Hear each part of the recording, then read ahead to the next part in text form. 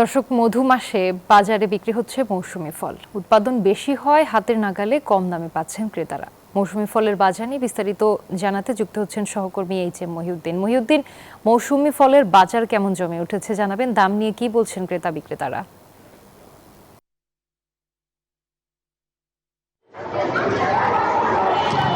ধন্যবাদ রুবা আপনাকে। আপনি যেমনটি বলছিলেন যে মধু মাসে আম, জাম, কাঁঠাল এবং বিভিন্ন ধরনের যে মধু মাসের যে ফলসগুলো এসেছে সেগুলো আসলে বাজারে পর্যাপ্ত থাকার কারণে কিন্তু ক্রেতারা হাতের নাগালে পাচ্ছে। আমি যদি একটু দেখাই, আমি এই মুহূর্তে অবস্থান করছি কুমিল্লা লালমাই উপজেলার বাগমারা বাজারে, যেখানে আসলে পাহাড়ি এবং সমতলের বিভিন্ন যে ফলস রয়েছে, আম, জাম, কাঁঠাল সহ বিভিন্ন জাতের যে ফলস রয়েছে সেই ফলসগুলো বাজারে পাওয়া যাচ্ছে। তবে এই এই এলাকাতে এভাবে যে মধু মাসের যে ফলস পর্যাপ্ত থাকার কারণে কিন্তু সাধারণ মানুষ খুব অল্প দামে কিন্তু সেটি পাওয়া যাচ্ছে।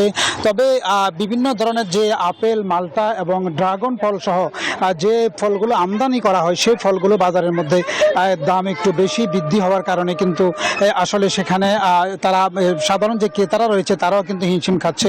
তবে ব্যবসায়ীরা বলছেন যে তাদের কেনার যে দাম বেশি, সেই কিনতে দাম বেশি হওয়ার কারণে কিন্তু তারা আসলে বেশি দামে বিক্রি করতে হচ্ছে।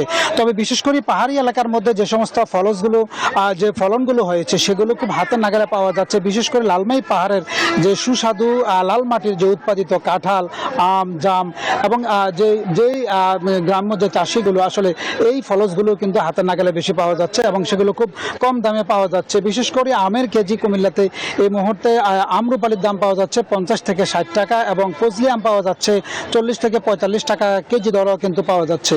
তো আসলে এই সব মিলিয়ে বলা যায় যে এই জ্যৈষ্ঠ মাসের যে ফলন, সেই ফলনের মধ্যে সাধারণ মানুষ মধু মাসের যে ফলের যে চাহিদা রয়েছে সেই চাহিদা কিন্তু কুমিল্লার বাজারে চাহিদা মিটিয়ে কিন্তু সাধারণ মানুষ সেটি ভোগ করতে পারছে। তবে বিশেষ করে আপনাকে আরেকটি বিষয় জানিয়ে রাখি, এই মধু মাসে যে সাধারণ মানুষ যে গত বছরের যে প্রত্যাশা ছিল তার চেয়ে এই বছরে খুব কম দামে হাতে নাগালে কুমিল্লার বাজার থেকে এই মধু মাসের ফল পাওয়া যাচ্ছে। তো এই ছিল আমার কাছে কুমিল্লা থেকে সর্বশেষ। চলে যাচ্ছে স্টুডিওতে রুবা। মহিউদ্দিন, আপনাকে ধন্যবাদ।